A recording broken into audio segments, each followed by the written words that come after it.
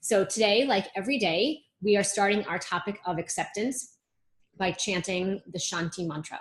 And again, if you're just joining us, this is a mantra which actually is a series of mantras which can be done. And it's all geared towards conjuring up clarity and energy so that the teacher is able to impart knowledge to the students with awareness, and that this knowledge be absorbed by the students with awareness, with peace, and with clarity from both sides as well. So take a moment to close your eyes, giving yourself the gift of time.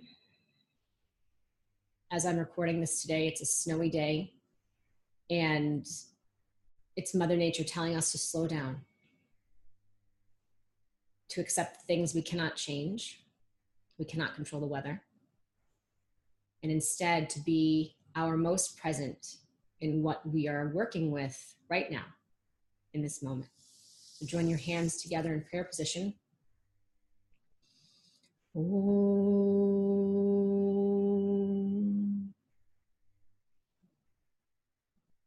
Sahana vavatu, Sahanau bhunaktu, Sahaviryam karavavahai, Tejasvina vadhitamastu, Ma vidvishavahai.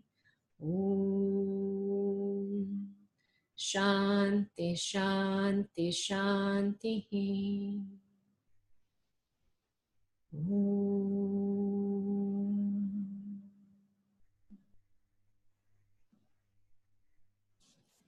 Okay, so as usual, all rules are the same. If questions come up, you can always ask them now or ask them in the Facebook group, which is a very supportive place, not just to get answers from me, but to get answers from one another and to really compare your real life experiences and support one another in them, because that's what this is for. This is not for retreating to a quiet cave and being alone and hoping to find enlightenment that way. No, this is very much applicable to real life, how we can take all of this awareness off the mat with us.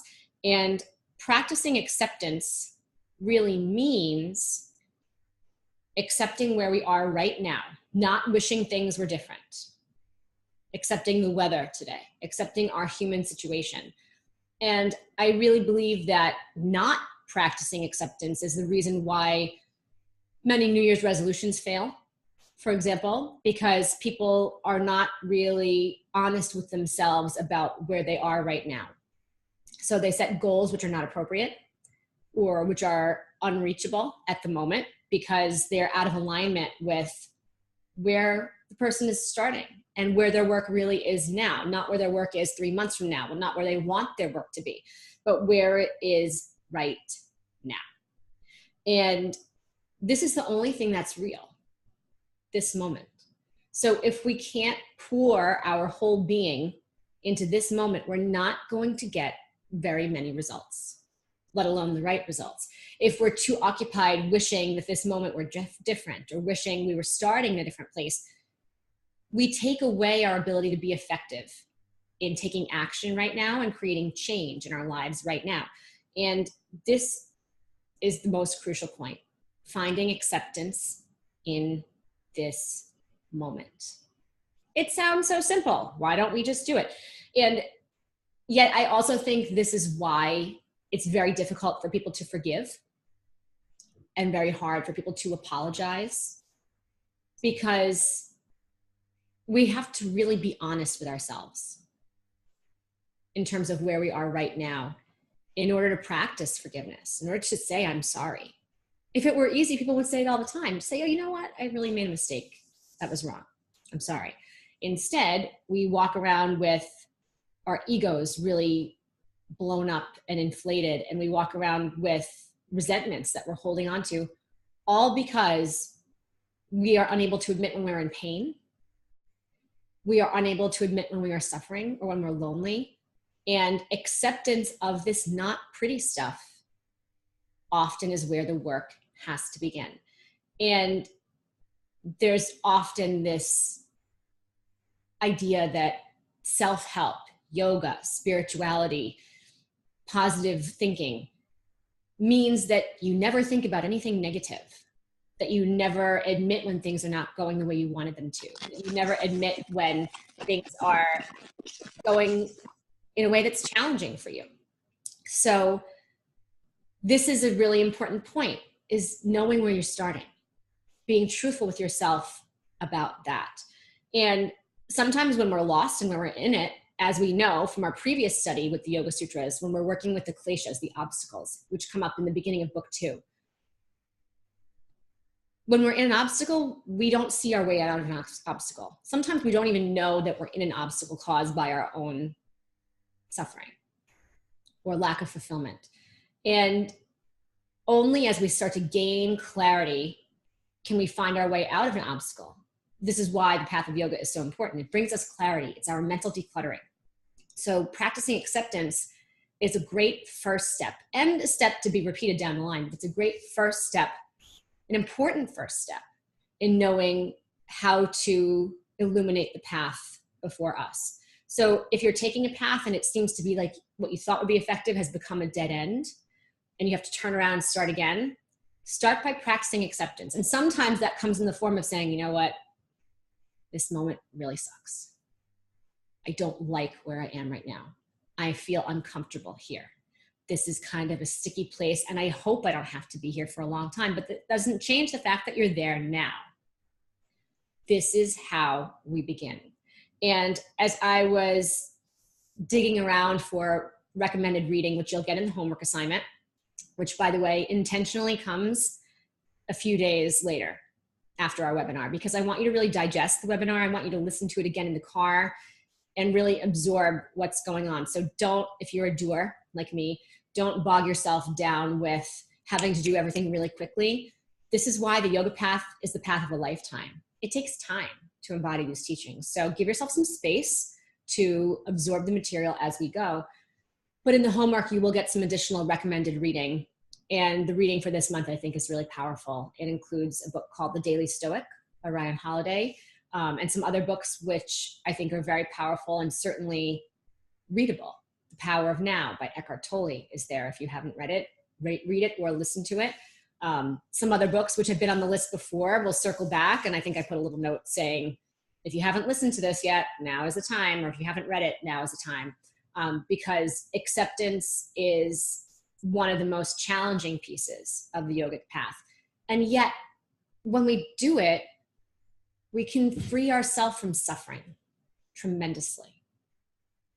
When we fight it, we're not really being real. We're not practicing satya, truthfulness, in terms of what's happening or what's needed in this moment. So as I was digging around for the recommended reading that I wanted to include on this list, I came across a prayer called the Serenity Prayer, which I'd heard before, and you probably have as well. And you don't have to be Christian to appreciate it, though I think it does come from Christian origin. And the prayer is, God, grant me the serenity to accept the things I cannot change, courage to change the things I can, and the wisdom to know the difference. Living one day at a time. Enjoying one moment at a time. Accepting hardships as the pathway to peace. Taking, as he did, he meaning God, this sinful world as it is, not as I would have it, trusting that he will make all things right if I surrender to his will, so that I may be reasonably happy in this life and supremely happy with him forever and ever in the next. Amen. And when you read that prayer, and I'll include that in your homework link as well, but when you listen to it, so much of it jumps out as yoga. Accepting the things you cannot change, the courage to change the things you can, enjoying one moment at a time, living one day at a time. This is what we talk about when we get into Patanjali. This is what this is for. This is why we practice yoga. So as we start to delve into the sutras now, it doesn't matter what type of yoga you practice. It doesn't matter if you take classes in a studio or practice at home. All of this is applicable. All of the Yoga Sutra will help you in your daily life, because this is what yoga is meant to be, something we practice 24/7, not just something that happens on the mat. and stays there. This is a lifelong path. And interestingly, today, we actually jump into the Yoga Sutra in a really rich section in the fourth book. And in February's webinar, we started to scratch the surface of the fourth book, which is something most people don't scratch the surface of at all. And the reason for that is because most beginners, most people who need practical tools will study the first and second book, the why you practice and the how-to manual, which is the second book. And you can spend months, years, decades of your life working on getting these two things right. And truthfully, you'll continue to work on that even as you do become more and more adept in your physical and mental and spiritual practices. But the fourth chapter is really interesting because first chapter, as you know, explains what yoga is and why you do it. The second chapter is how to do it and the obstacles you will encounter along the way, sadhana pada. The third chapter, vibhuti pada, is all about getting your mind to a place of such clarity that you can practice very specific meditations to get your mind to an even more elevated, quiet, clear place, free from distraction. And if you really get into the third book, it gets pretty trippy. We talk about all kinds of aspects of mind control, of bodily control, things that the average person probably has no care to look at. But it really gets kind of far out, as you look at it. But then the fourth book makes it real again. And as we spoke about last time, and we'll talk about more today, it really reminds us once again that our job is to resolve the Krishnam, our dark matter that we all have, whether it's something which we're born with or something which is a learned behavior. The whole essence of our path is to resolve this so that we can have more clarity. And so we're going to be jumping in at this point today. But I don't want to gloss over that piece of the third chapter about meditation and different kinds of meditation, because you have to practice all 8 limbs of yoga and deep meditations for years in order to get enough clarity that you can pause during your daily life and notice everything that's coming up within you. That takes a very enlightened person.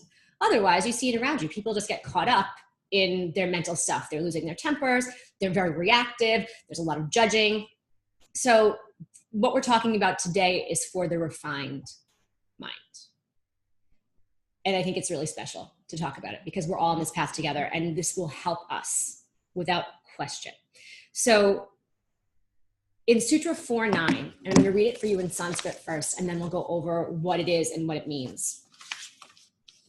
Jati, Desha, Kala, Vyavahitanamapi, Anantaryam, Smriti, Samskarayoho, Ekarupatvata. Those exact words, Jati, Desha, Kala, which start this sutra, come up in the second book as well. And we're going to review that and how they link together in a moment.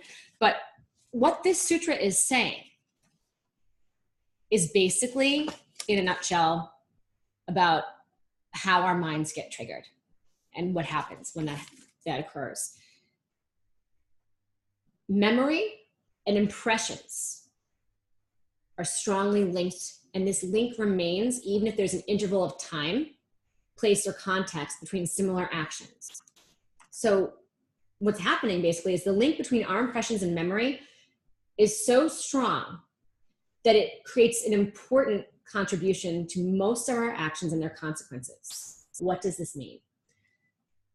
Well, you'll see an example of this strength in our memory, strength in impression, if you go to check your email, and usually you look forward to checking it. Email brings good news. And all of a sudden you see an email pop up, and you don't even know what it says yet, but the name of the person is someone you had a falling out with 5 years ago. Maybe an ex-lover, maybe a former friend, maybe a former boss. It doesn't matter. All of a sudden, you see that name and you feel triggered. Then that's going to change your behavior. You might walk away from your computer for a bit because you don't want to read the email, so it might create avoidance. You might feel yourself getting angry just at the mention of this person's name and start to sweat and start creating this whole litany of things you want to say to this person in your mind before you even open the email and know what it says.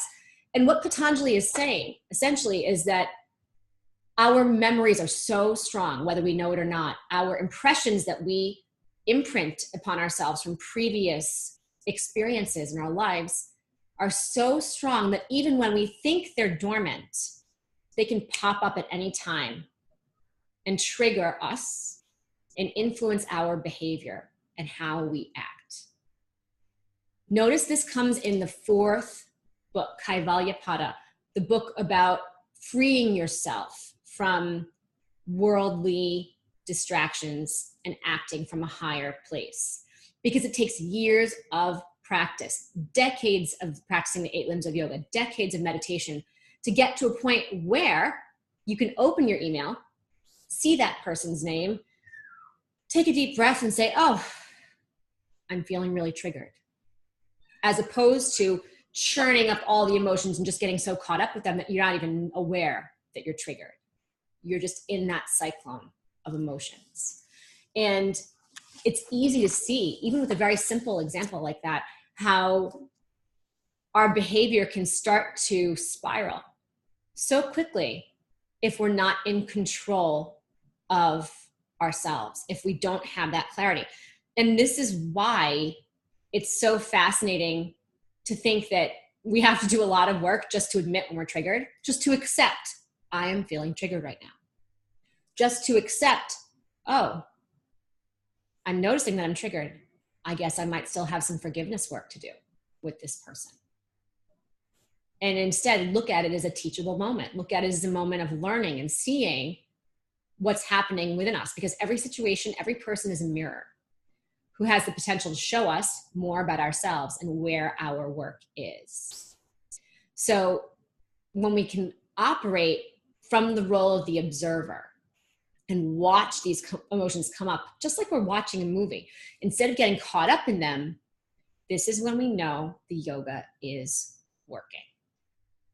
This is when we know we have been effective in our efforts to prevent our actions and reactions coming from a place of insecurity or from a place of being triggered, as opposed to a place of clarity. And what might a place of clarity look like in that situation? It might look like walking away for a few moments, returning when we know our body has calmed down and we're not so triggered. And any response that needs to be given can be from a place of our highest good, with the intention to be for that other person's highest good as well. And this, again, becomes vital in our lives every single day. Because think of how often we can be triggered every single day. How many times have you watched a show on TV and it made you cry? How many times have you heard a song on the radio that reminded you of someone who you've lost and you feel grief? How many times have you smelled something in a restaurant or in someone's kitchen and it reminds you of your grandmother, and or you miss that person or something like that? So all day, every day, life is set up so that we will constantly be triggered, and we can, if we choose, can rise above these triggers, see them for what they are, and just let them go. It's not our job to fix them. Sometimes we can get lost in that. It's not our job to fix them, and it's not our job to bypass them. That's not really possible. But it's our job to notice and accept when we're being triggered. How powerful is it just to say, I'm being triggered. I own that right now. I need some space for myself. I can't talk to you about this right now because I'm feeling these things come up and I just need to process them. Instead of reacting and having a sense of urgency that this has to be done now. So favorable if we can pause, watch, and then return to the situation. And in Sutra 4.7, which we spoke about last month, karma shukla krishnam yoginastri vidhi hamitaresham, Patanjali was reminding us that you can master your mind, you can strengthen it, you can gain concentration, you can gain a single pointed focus, whether you've resolved your dark matter or not. So ideally, if you're practicing yoga and you're practicing all 8 limbs of yoga and you're resolving all of your patterns and behaviors which you've picked up over the years, you start to move through them and you operate from a place of clarity, ideally all the time.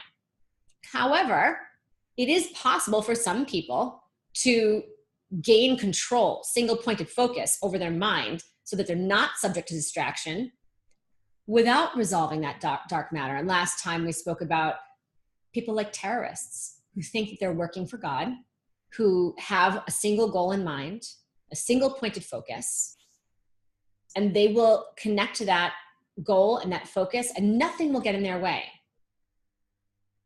Those are qualities of mind control, but they haven't resolved their dark matter.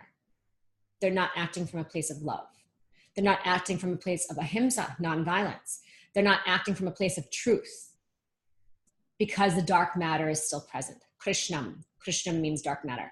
So in this little group of sutras in the 4th chapter, Patanjali reminds us, don't confuse somebody who has mental strength with the true yogi.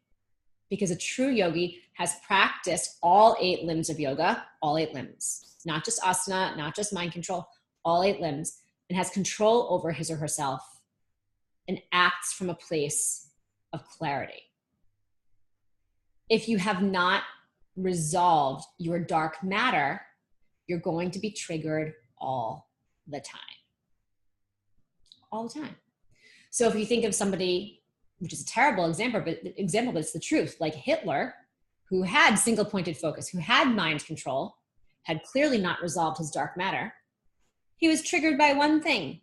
He was rejected from art school in Vienna as a young man and took that to be a huge motivator for strengthening his single pointed focus even more, for achieving a specific goal that he wanted. But he had not practiced the yamas and niyamas. He had not practiced the first 2 limbs of yoga. He was not a great yogi.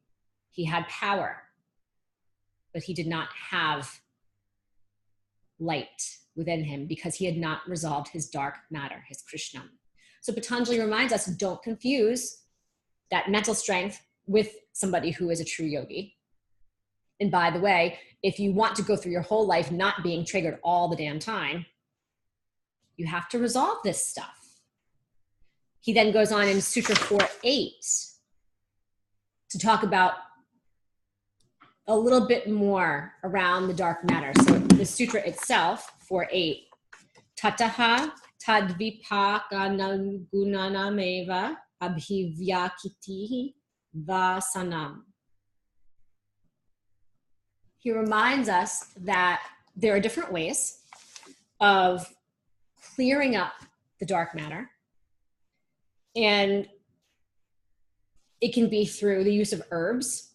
Oshadi, in the first sutra in the 4th chapter, Patanjali starts this chapter by saying, some people are born with extraordinary capabilities. Some people, like most of us, will have to use the practices of yoga, medicinal herbs, as prescribed in sacred texts, recitation of incantations, chanting, and rigorous austerities to calm and quiet our mind. In Sutra 4.8, he says, because the tendency of our mind is to act on the basis of all these obstacles, all this lack of clarity, such as misunderstanding, misapprehension, and a lot of old memories which have not been resolved, these obstacles will keep resurfacing and they will keep influencing how we act. And he goes on to say that only the practices described in the first 2 chapters, so mainly the 2nd chapter when we talk about the 8 limbs of yoga, can really be effective in rendering all the obstacles, the kleshas, null and void. Because you might be somebody who's genetically gifted in the mental clarity department, so maybe you are not as prone to mental interruptions. You might be somebody who has tried the use of medicinal herbs and other means, which he says they might be effective. They will not be as effective as practicing the ancient science, all 8 limbs of yoga. They won't be. It doesn't mean they can't be.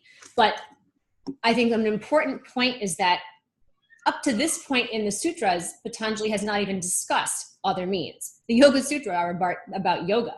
So it's discussing how you do it, why you do it, how to make it effective, etc.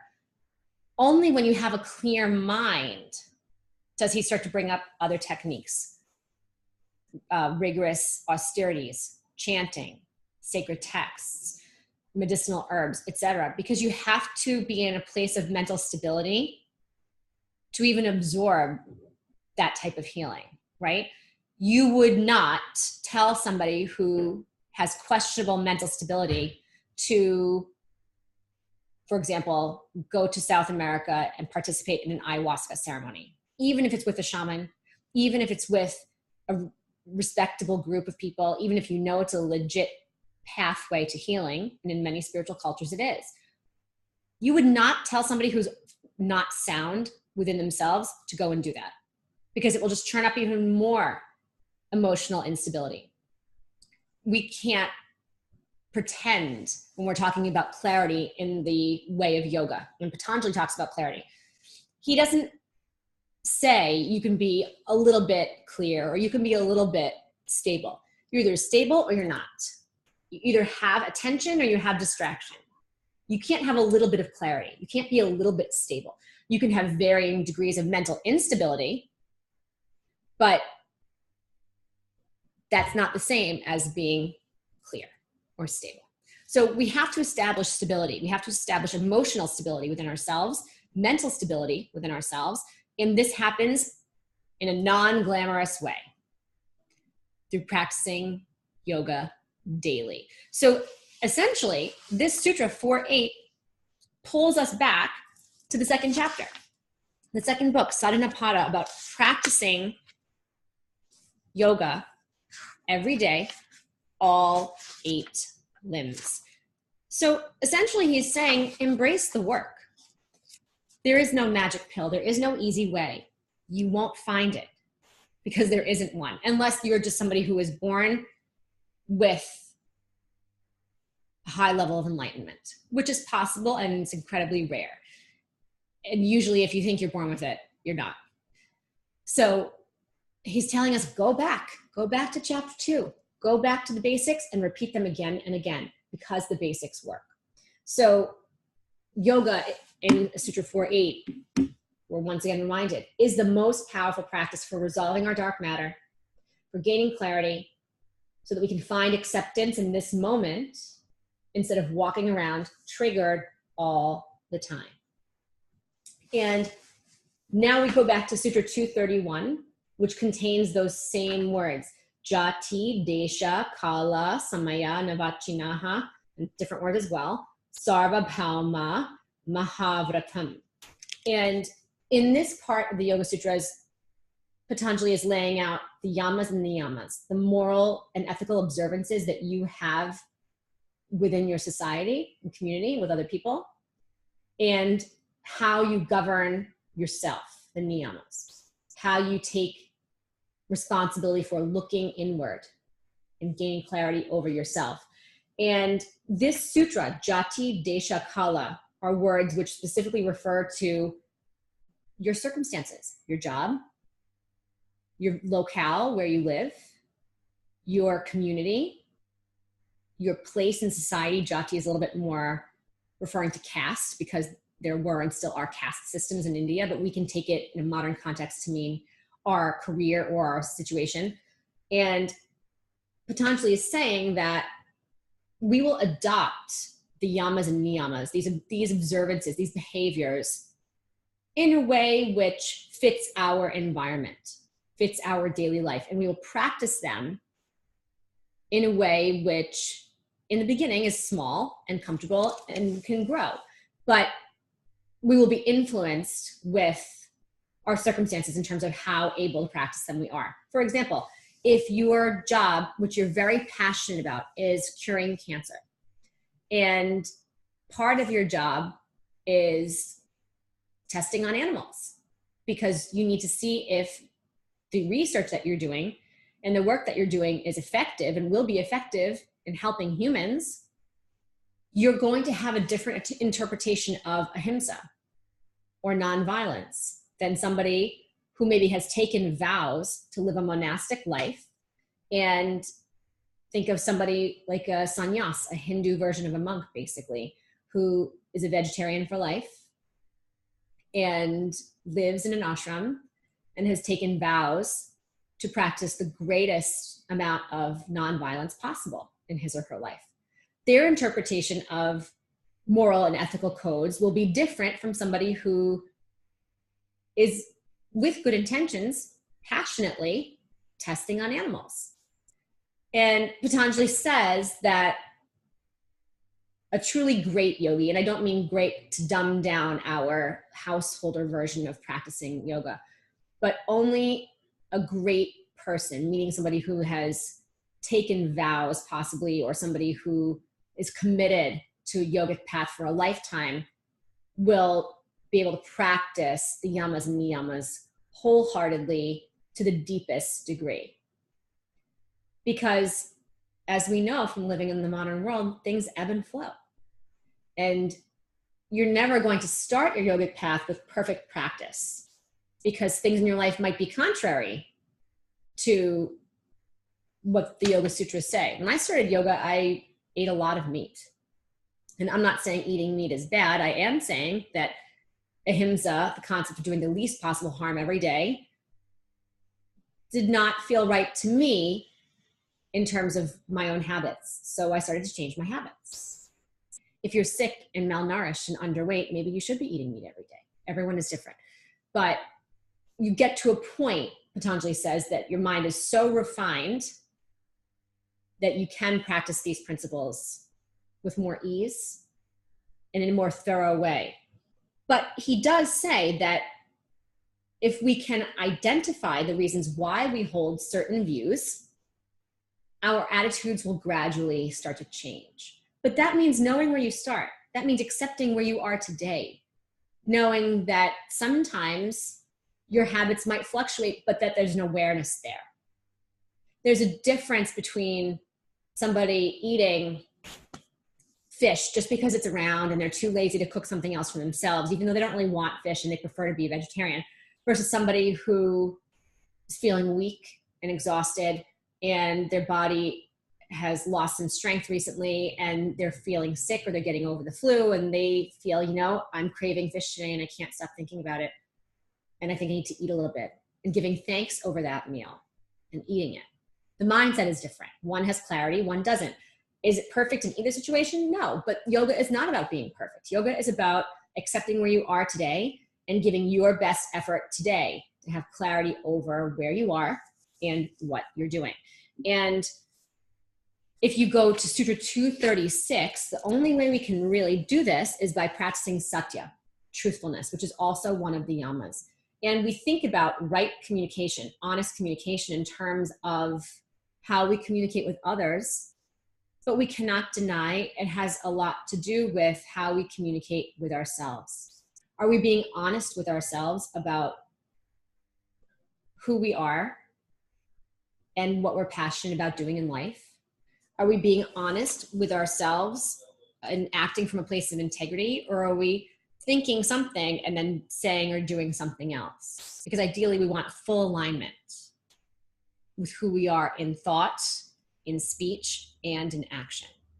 That's satya. That's not just telling the truth and walking away and doing something else. Acting and living from a place of integrity is satyam. Truth is who I am is one of the prayers in Kundalini yoga, which is used very frequently. And it's a way of us checking in. And you can believe that you're not going to be able to practice acceptance if you're not yet honest with who you are and what you are doing in this moment. And the ability to be honest with sensitivity and communicate with others with proper timing and sensitivity and being aware not to cause pain or harm requires a very refined state of being. You have to pull back and be fully present in order to do that. and make it happen. Because walking around and just telling the truth all the time in a way that's hurtful and rude is not helpful either. So we have a lot to process here. And sometimes when we're practicing acceptance, the hardest part about it is being honest with who we are in this moment, having to be honest with others. It might require us to have an intense conversation that we don't want to have. But to stop ourselves from being triggered, or to stop ourselves acting in such a way that we're stuck in an obstacle and we can't get out, this is what's required of us.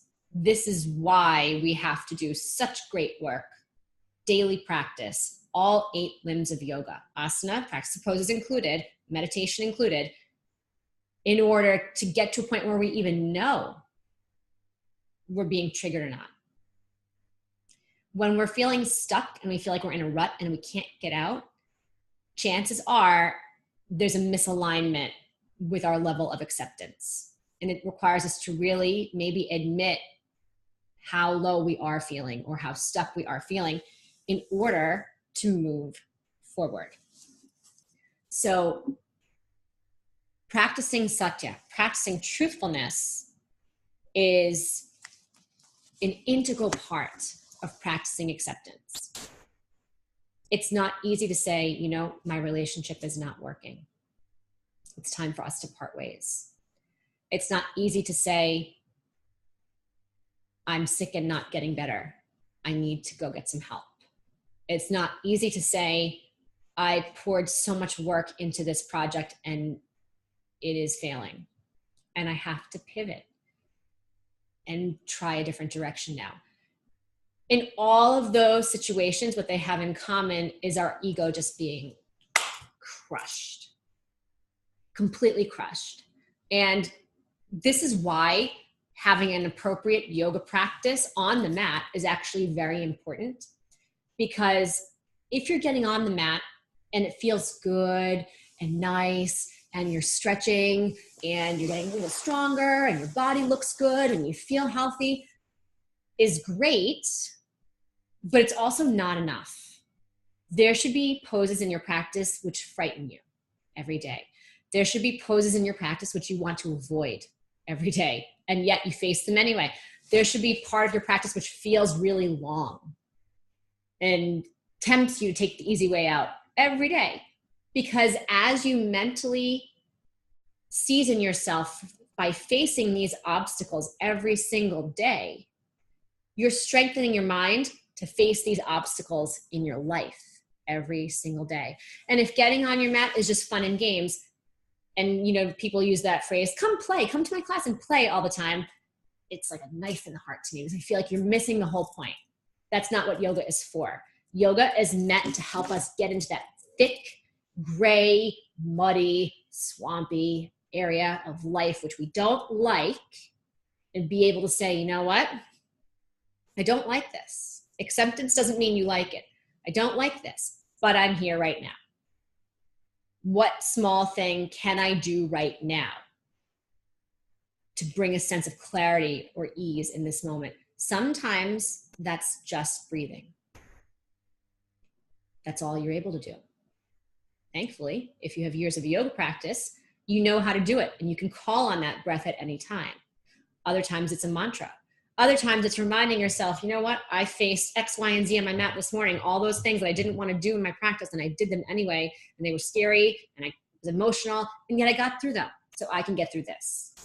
So I also don't want us to discount the role of our daily asana practice here, because it's easy to get into all these mental aspects of yoga and think this is what yoga is all about. But our physical practice, if done appropriately with the right guidance, provides us with the ability to learn a lot and to strengthen ourselves a lot from the inside out. And then we can handle all of life much better in a much deeper, solid way, so that we can accept the things we cannot change and find the courage to see and change the things we can. So as you know, this course is twofold. It's half dissecting the ancient wisdom of yoga. And then the other half is, well, what do we do with that now? Because you can certainly spend years of your life, and I know people who have spent years of their life studying the Yoga Sutras, and they live by themselves and they don't interact in their community and they don't change anything. They just study and elevate their mind. But we're here because we want to live a fuller, more engaged life and be better for our families and communities and make changes that we feel strongly about, no matter what part of life it's pertinent to. And as we get more control and clarity through our practice, as we practice acceptance, what do we do with that? What's the point? And the point is to then do some law of attraction work. And every webinar we get into different law of attraction techniques, goal setting techniques we did in the very, very beginning. Might be smart to revisit now, because as you really accept where you are in this moment, your goals might change. I'll never forget over 2 years ago when I first met with my leadership and business coach, Tara Newman. We sat down for a few hours and we went over all the things that I wanted to accomplish. And I had this one goal, which I'd had for a few years, and it wasn't happening. And when I told her about it, she said, well, either we're going to crush that goal together or it's not the right goal for you. And we're going to have to pivot and find something else. And in that moment, I thought, well, of course it's the right goal for me, because I put a few years of my life already into this and it should be working. And I'm here with you because I want you to help me get it. And then it didn't take long, maybe 6 months later, I totally took that off the table because it wasn't aligned with me. But I was so in it, I didn't even know it wasn't aligned with me. So don't be surprised if you have to go and revisit some goal setting. As you write down your goal, maybe write down 20 reasons this goal will change your life for the better. And then also write down 20 reasons that you don't want it, some unintended negative consequences. Maybe you feel like you'll be a bad mom if this goal comes true, or you won't have the amount of free time that you want, or you'll get so busy that you won't be able to manage it all, or who knows, whatever it is, depending on what your goal is. See the good and see your fears around it. And don't be surprised if you look at it and think, I can have all these qualities without this goal. Maybe my goal is something else. So it's okay to change your mind. And part of acceptance means really being true to yourself and what you want in this moment. So take a good look, and you won't be able to take a good look if your mind is busy, which means do your practice, meditate. They have a real vital role in mental decluttering in the law of attraction part of your life. So don't skip them. Work with your goals. Write them again and again. See how you really feel about them. Take a look at the scary side of that.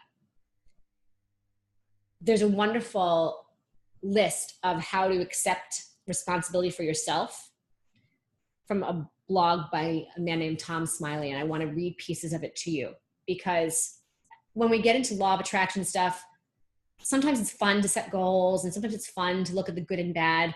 And then sometimes when things start to not go in the direction we want, we give our power away a little bit, and we think, oh, well, maybe I didn't want that anyway, even if we do. Or we start to feel a bit like a victim because things are not coming easily. So we have to really get a clear head and constantly check in and say, how can I take ownership of where I am right now, even if that means changing it, even if that means putting in a little more effort. And he gives some great suggestions. Accepting personal responsibility includes acknowledging that you are solely responsible for the choices in your life. So no blaming. Not, I can't have a good life until my husband does this. I can't have a good life until I move my city. No, this is your life now, so go live it. Accepting that you are responsible for what you choose to feel or think. Yoga reminds us that we can choose clarity, but we might have to do some work around that to clear out what's not necessary. Accepting that you choose the direction for your life. Accepting that you cannot blame others for the choices you have made, no matter the result. Recognizing that you are your best cheerleader. It is not reasonable or healthy for you to depend on others to make you feel good about yourself. I'm going to pause here, because true happiness comes from the inside. It doesn't matter how much money you have in the bank. It doesn't matter how many people are around you. We've all seen people who, infuriatingly so, have everything, have been handed every opportunity, have anything you could possibly desire, and are not happy. They play keeping up with the Joneses and won't be happy until they get the same car their neighbor has. But then they get it, and then they feel worse because it hasn't fulfilled a deep need for contentment, santosha, within themselves. So we have to accept right out of the gate, we are the only one who can fill the void here. If we are not happy, that's our work to do. And the good news is that you can do it. The good news is that yoga is effective. Patanjali says in the first chapter, if you practice yoga for a long time, without break, with love and eagerness for the work you are doing and a positive attitude, great news. You will gain the benefits of yoga, contentment, clear mind, etc. But you have to do the work. There is no easy way. Not feeling sorry for the bum deal you have been handed, but taking hold of your life and giving it direction and reason. Protecting and nurturing your health and emotional well-being. Taking preventative, health-oriented steps of structuring your life with time management, stress management, confronting fears, and burnout prevention. This one's really important. Taking an honest inventory of your strengths, abilities, talents, virtues, and positive points. Why not do that before you set your goals? Because you could have a goal that doesn't hit any of those. And then what's the point? Because you won't be passionate about it. So it's important to check in. What are my strengths? What are my passions? What are my abilities? And nurture those and let them grow. Because if the passion is there, the details can be sorted out a lot easier. Letting go of blame and anger toward those in your past who did the best they could, given the limitations of their knowledge, background, and awareness. You have to trust that people are doing the best they can with the tools they have in this moment. If they knew better, they would do better. If they don't, let them go, let it go with peace. Be thankful for what they did give you. So, of course, if questions come up, please ask them as we go. You don't have to wait. You don't have to do it only in the Facebook group. You can certainly ask now. But acceptance is a really juicy topic. And I want to give a few more examples before we wrap up of ways that it can change your life right now without having to do a lot of heady work. And a very simple example is that my husband and I have been together for 16 years, and he's an amazing human being, and he's also very messy. This is not a surprise. We've been together for 16 years, but it has become a reasonably frequent topic of conversation, and something he's been diligently trying to work on. And I can see as he's working on it, this is not something that is ingrained in him. It's not something that he grew up with. So I see him having to remind himself to hang his coat up in the closet. I have to remind himself, or he has to remind himself now, to put things in the pantry when he gets home instead of just leaving them wherever. And clutter happens very quickly, of course, when you don't address it. So it takes work for him. And I could see that he was putting a lot of pressure on himself to take these steps, to learn to be more organized. And it doesn't come easily. And so the other day, I could see that his mind was going. He was like, well, what if I don't do this? And what if that? And what if Sarah gets mad at me? And what if this? What if that? And I just looked at him and I said, I just want you to know, I accept you for who you are. I know who you are. I love and accept you for who you are. If you're messy, I love and accept you for who you are. I might choose to have boundaries with getting involved or not in your messiness and cleaning up after you, but I still love you and accept you for who you are. So I said, don't be surprised if I just have to uphold boundaries, but no judgment. I respect the process you're taking. I respect the work that you're doing. I love and accept you now. And when I said that, he almost became overwhelmed with emotion and just said, now that you've said that, it makes me want to do it even more, because I was thinking all along I'm going to try and do this. And what if I try my best? And what if it's not good enough? And ultimately, this is, I think, everyone's fear. What if I'm not good enough? What if I'm not enough?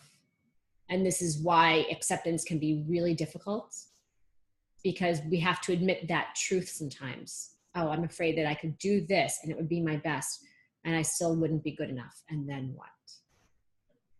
And then we have to have shraddha, faith that everything will unfold as it should be when we are connected to our best and when we have done enough.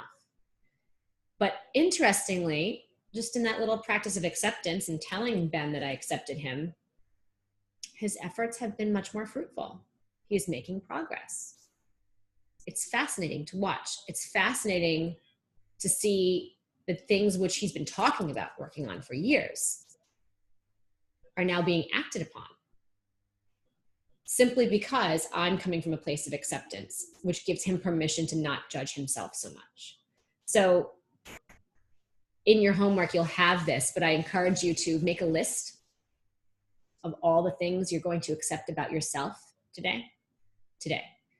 Maybe your hair is not the way you want it to be. Maybe you're 10 pounds more than you want to be. Maybe you're in a job that you like. Maybe your house is a mess. You're just going to accept yourself today. What are all the things you're going to accept about yourself today?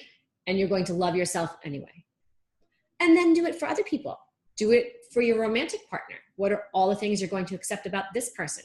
Maybe they're messy. Maybe they curse a lot and you don't like it. Maybe they're always late and you don't like it. Can you love and accept them anyway? Because think of what happens to you when you learn to love in a deeper, stronger way. And think of what that gives them permission to do. They're going to want to rise up and meet you.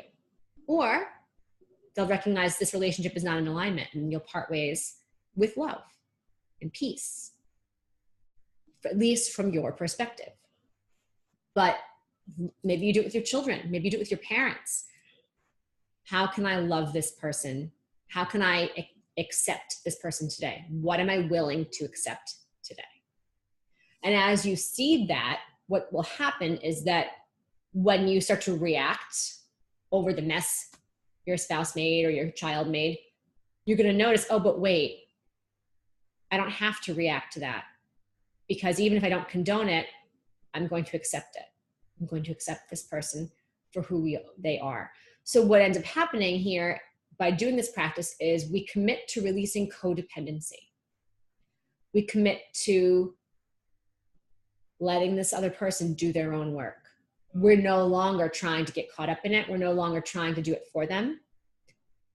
We are giving ourselves permission to do our own work by simply cutting the tie and saying, I accept you as you are. In doing so, they have the space to see it for themselves, maybe for the first time, even as an adult, and then do it for themselves. And what I'm going to read from, or what I read from, was a blog about practicing acceptance of yourself by a man named Tom Smiley, and I'll link that blog in the homework. And I will link that in the recommended reading area. And I'll also put in the link to that prayer, or the words from that prayer, the serenity prayer. God, please help me accept the things I cannot change, and grant me the courage to change the things that I can. There will be things in your life which you cannot accept. I am friendly with a family who lost their child in Sandy Hook, Connecticut 5 years ago. The current state of gun violence in this country is unacceptable to them. But they're not sitting at home talking about how unacceptable it is. They're lobbying Congress almost daily and fundraising and taking action steps and meeting with leaders daily because the current reality was unacceptable. When something is really, truly unacceptable, you will act. You won't worry about it. You won't think about it and stress about it or talk about it. You will take action. That's how you'll know when something is unacceptable. And in Eckhart Tolle's book, The Power of Now, he talks all about the role of being an observer instead of getting caught up in your thoughts and getting lost in them and thinking about your thoughts and reacting and all of that. And he gives the example of there was a time in his life when he was very severely depressed, possibly suicidal. And he was sitting down and he had this thought, you know, I just can't live with myself anymore. The suicidal thought. And in that moment, however, something clicked for him. And he thought, well, wait, in that sentence, there was the I and myself. And if I and myself aren't the same thing, that means someone was doing the observing and someone was doing the acting. And that observing piece is our higher self, the Atman, the soul, our higher being, whatever you want to call it. It's where God dwells in you. It's that divine connection space. I often call it the higher self. And that higher self does the observing. It doesn't judge. It just is that place of clarity that yoga is trying to get us to live from. Instead of that monkey mind, which is jumping all around and acting and reacting and all that. So he said in that moment, he thought, what if I just nurture this piece that is observing and watching my thoughts and watching my mind so that I can separate myself from these crazy thoughts and these crazy reactions. And this is essentially what we're trying to do. Come from that place of observation, of acceptance of where we are right now and moving forward from that place. Thank you so much for joining in today. If you have questions, again, please pop them into the Facebook group. I'm happy to help. And when I'm putting this all in there, it will be in the homework email, which will also be posted in the Facebook group, but probably not for a few days. Look for the webinar to be posted first for people who want the replays. And then after people have had some time to ruminate, to absorb, the homework will be emailed and posted within a few days' time as well. But that's where all of the links and whatnot will be. Have a beautiful day. Namaste.